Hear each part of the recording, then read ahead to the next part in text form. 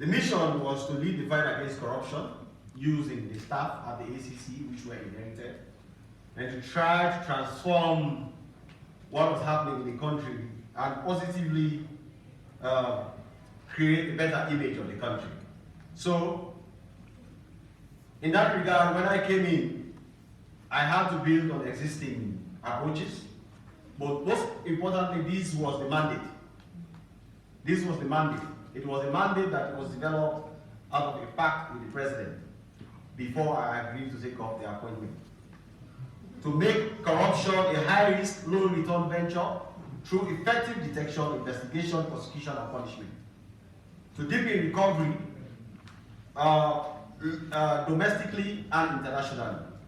To mainstream ACC issues in public sector and to set up a special division for the trial of corruption cases. Now, the vision that underlied that particular mission was, one, to launder the image of the country, reduce the reputational cost of corruption in the country, to shift the perception of Sierra Leoneans to believe in the fight against corruption, and favorably position the country on the global indexes of corruption, to ensure corruption control is more effective than ever before, and to ensure that unchecked corruption impunity is eradicated or made the exception other than the rule. Now, these were all predicated upon what existed at the time before we started this mission within 1 year.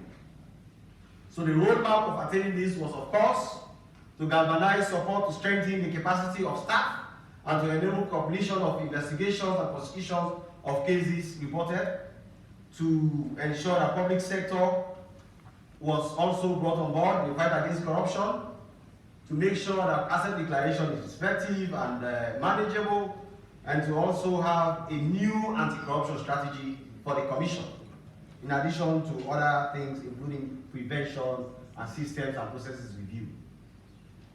Now, the approach that underlies this was to build an anti-corruption commission on a radical transparency drive built on the pillars of prevention, investigation, and prosecution, and public education. Those were the 4 pillars. There will be no compromise in the posture in the fight against corruption from all public officers, starting with the president, to the judiciary, and even us at the ACC. No, the posture had to reflect an anti-corruption posture for country. We were mandated to arrest and detain those involved in corruption for up to 10 days whilst we investigate.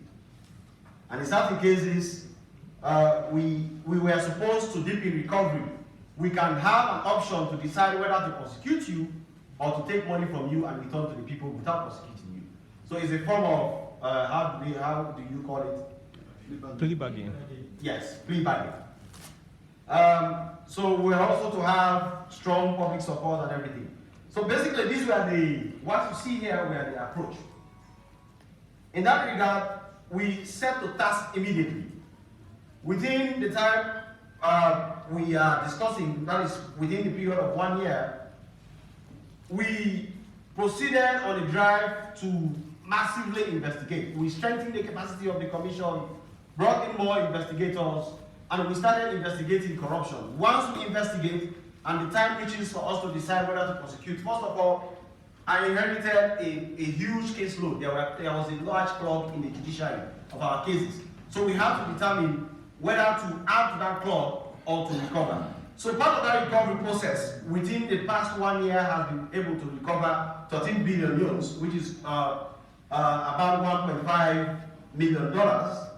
And that money, in addition to that, the agreements that come out of that recovery, we have been able to have a commitment of about 10 billion euros to be recovered within 6 months of this.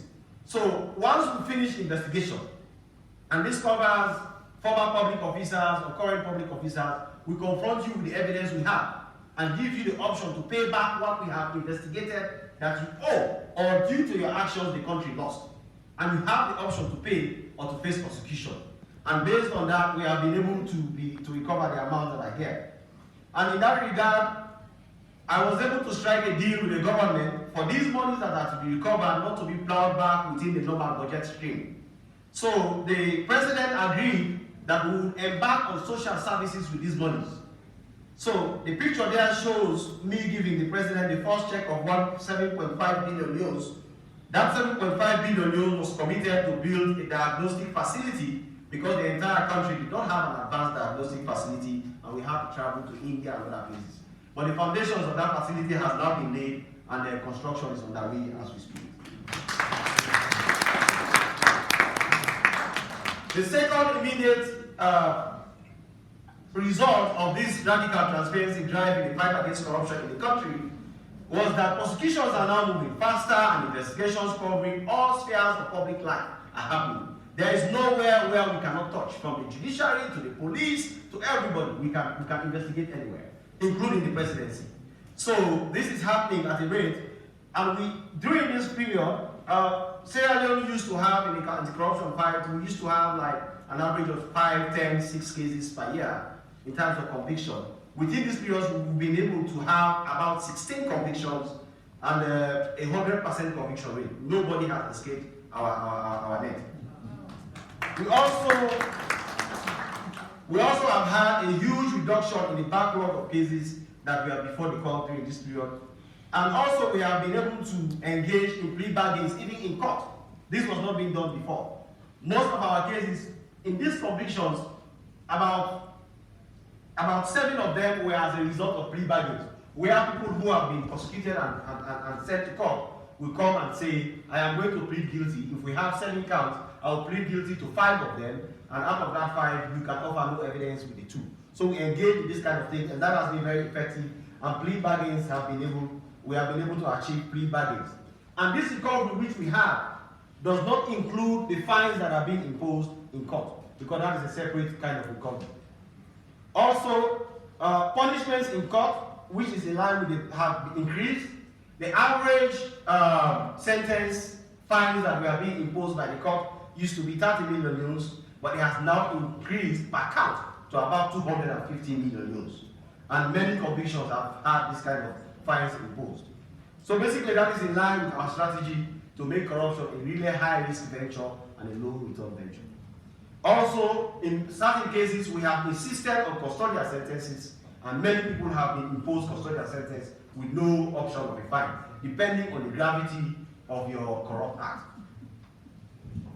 We have expanded operations in key sectors. We have had successful raids on institutions, including the police, the judiciary, the customs department, border crossings, with 100% accuracy, leading to arrest and prosecution or administrative tasks. So we do raids, we do surveillance, we determine a particular day to strike, and these strikes have led to 100% arrest with strong evidence and sometimes prosecution or administrative actions for public officials. The speed of investigations have now increased. Now we finish our investigations typically within 1 month, instead of how it used to be 6 months, 1 year, or 2 years. Now 1 month is the average for ACC investigations to be completed. Sting operations to test corruption prevalence in certain sectors have also been successful, and this has led to a huge jump in revenue generation. The average monthly revenue generation in the country used to be about 185 million euros. Now we can recover that in 5 days in the country. So the country has been able to run without seeking borrowing or debt on revenue, internal revenue, for the past 9 months. No borrowing at all from any source. We have been able to pay salaries, we have been able to settle our debts and all these things, because the loopholes for corruption have been covered. Also, we've had a huge reaction in the indexes across the globe. In 2017, we had 49% in the Millennium Challenge control of corruption. Now we are 71%. There was a massive 20% jump. After barometer corruption perception dropped, we were 70%. That means 70% of the population believe that corruption was prevalent. That has dropped to 43%. And similarly, other indices have reacted. Confidence in government efforts in the fight against corruption has moved from 40% to 66%. And also CPI rankings, though not very high, but we were able to move 1 place up. And based on research by independent institutions, the perception in the country right now, the belief in the ACC's efforts in the fight against corruption has moved from 40% to 80% in the country, which means a high number of citizens believe that we are doing well in controlling corruption. Generally, citizens' confidence in the fight against corruption is high. In addition to this, well, we have been able to have some awards as well coming in. As you can see, the institution itself has won every Public Institution of the Year award that has been run in the country, and we have also won multiple national and international awards, and some of them are represented there, but there are quite a number of them that have come in. We have also set up a special, as part of the deliverable, like I said, when I came in, this was one of the deliverables that was requested, and that has been done. And a special court for the fight against corruption has been set up, and it has 5 specialized judges who specifically deal with corruption cases, and this will help us unclog the backlog of cases that exist. The backlog of cases now stand at about 40 cases, and we are trying, and more cases are coming in, because as more audits are happening, more investigations are happening, more charges are being brought. So this court has now been set up to help us do this unclogging, but generally to send the right message in the population that our position as far as the fight against corruption has shifted, and it's now a serious business. We've strengthened, we have set up an amendment that will strengthen, our laws are already very strong, but we have even gone further to make it stronger. The new amendment that has been filed in court will increase the punishments for corruption, it will increase the fine, it will increase the minimum years that can be charged, that can be imposed by a court for serious corruption. It used to be 3 years, now it's going to be 5 years, and even the fines used to be 30 million euros minimum, now it's going to be 50 million minimum. We're also going to increase the civil powers of the Anti-Corruption Commission to be able to intervene in contracts even before they are signed, as a way of preventing contracts. We are also going to make sure that recoveries are done. Now, these recoveries we are doing, the public were very happy with it, because it made them believe that our fight against corruption was not a witch hunt, because people were voluntarily coming up and paying back what they owe after we investigate.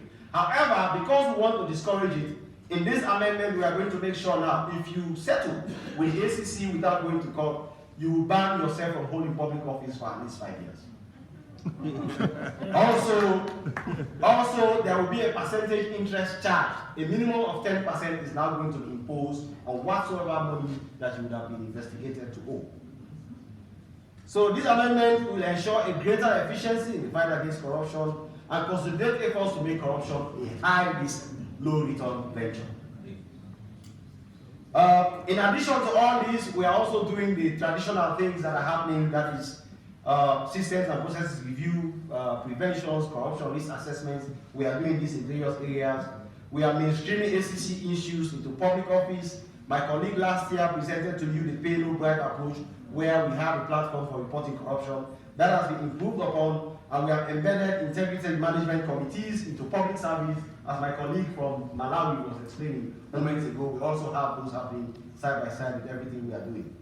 In conclusion, our aim, the approach to fighting corruption is informed by what exists in the country. I don't believe we should have the same approach as Botswana, who are already number 2 in the world, or Rwanda, who are number 3 in the world, or Seychelles or Mauritius.